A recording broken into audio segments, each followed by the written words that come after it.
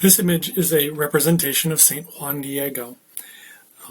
I'll say a little bit about him in a moment, but I'm going to begin by saying a little bit more about another topic first that's related to especially the image that he received from the Blessed Virgin Mary. So Juan Diego, you can see a bit of that image right here. That term that I want us to talk about here for a moment is enculturation. Enculturation, maybe the shortest definition would be the bringing of Christianity to a culture and the bringing of a culture to Christianity.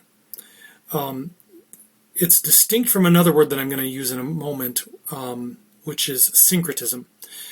Syncretism would be the blending of two religions into something new and different than either of the previous religious traditions that preceded. And so I'll try to explain what the difference is between those here in the next slide. So imagine, it's best to start with an example. Let's imagine we've got an ancient sailor who's hoping to gain divine favor before he boards his ship for a voyage. That's this little guy. And he's going to be a supplicant, right? He's going to pray to some deity.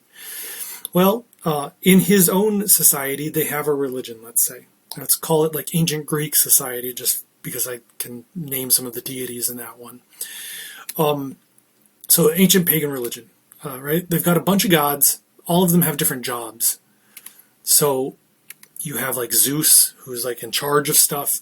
But most importantly for our sailor, there's another deity called Poseidon. I think I've spelled it correctly. In any case, our sailor in his pre-Christian state says, okay, I'm going to pray to Poseidon, because that's the god who's out there, whose job it is to help sailors get across the sea safely. Well, then let's say a Christian shows up and says, well, actually, that's not the way that the world works. There's really only one deity, right? And that's the only thing that's at the top of the ladder, so to speak, here. And then there are things that you can pray to, right? Ask for their intercession, but those are called saints, right? They're not gods.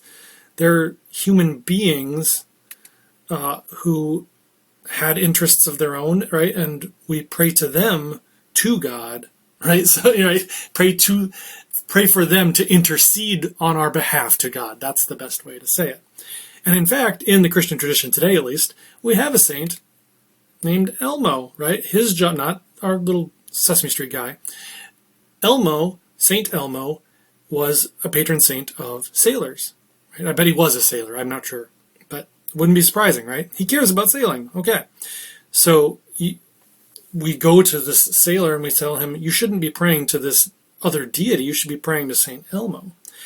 And Saint Elmo, right, will in turn intercede to God on your behalf for safe travel.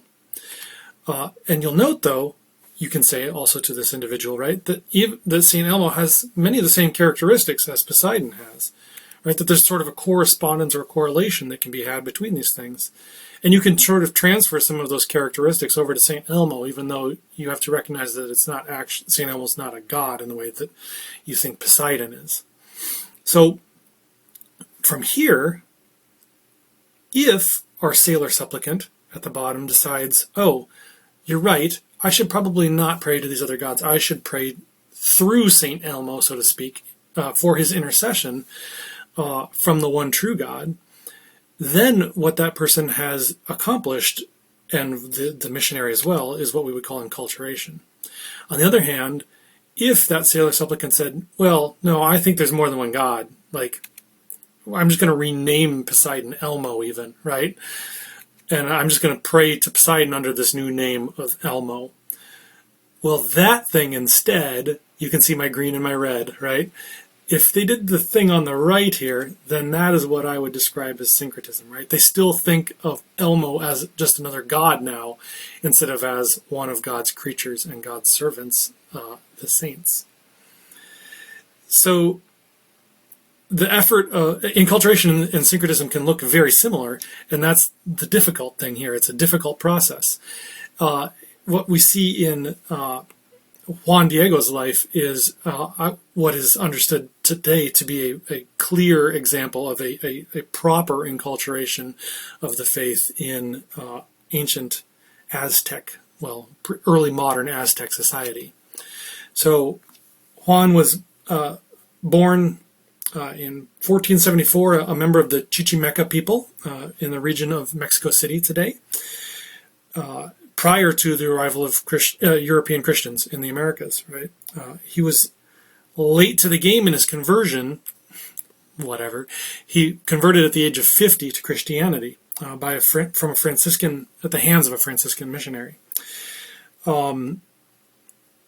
In his case, right, I mean, we see that there were previous examples of individuals who tried to raise up indigenous experiences and to recognize like the dignity of indigenous peoples, even if they weren't Christians. These are people like Junipero Serra and Bartolomé de las Casas.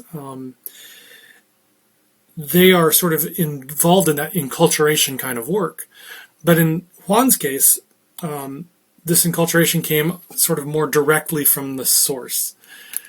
The Virgin Mary, right, directly appears to Juan in a particular form, right? She's sort of a mixed race or indigenous style figure when she appears to him, supported by an angel that bears the features of some of the indigenous deities. That's not the only thing about the figure. I'll say a little bit more about her appearance in a moment.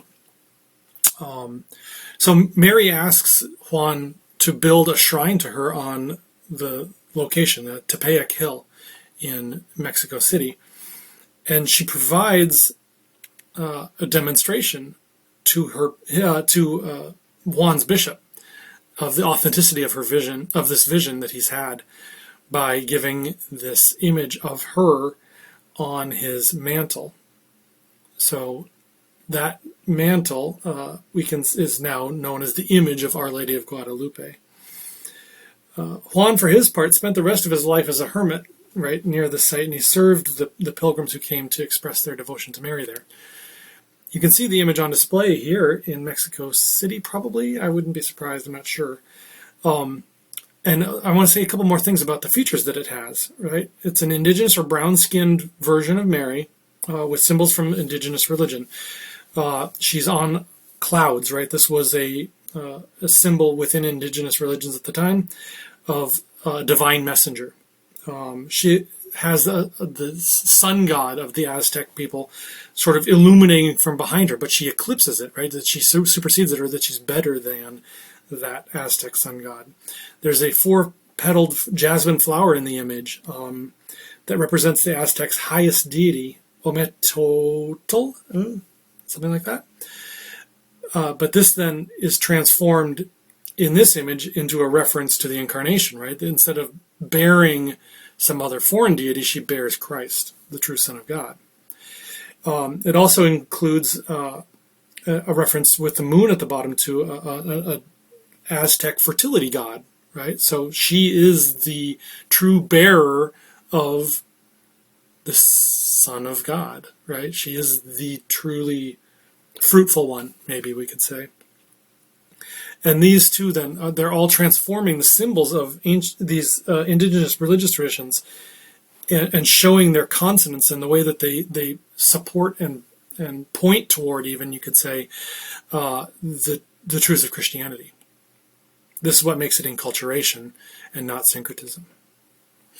So within the image, let's say a little bit more about Juan. Like, what can we gain from his life before I say more about the symbols that are on the image right here? Juan, as I said, converted relatively late in his life. Nevertheless, God used him as an instrument in his place and time to insist that the church see the value of indigenous peoples and even of components of their religious culture. And so for us today, what we can draw from that is that no matter how late we come to or commit ourselves to God in our own lives, we can recommit ourselves even more deeply, even later on in our lives. We always have to remember that God has a mission for us.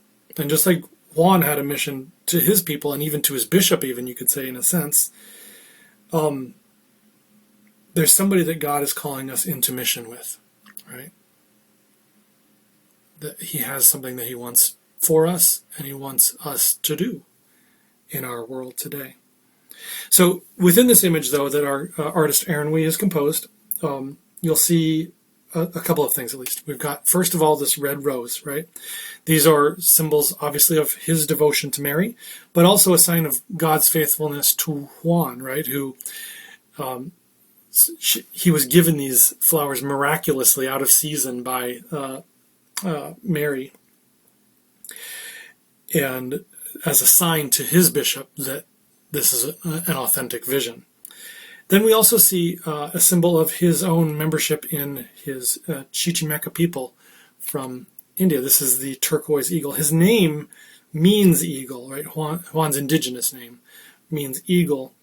And so this particular piece of art then is in a style of indigenous art from that region, which again is another way to sort of speak about the enculturation of Christianity in and for that people, that he can be authentically indigenous and authentically Christian.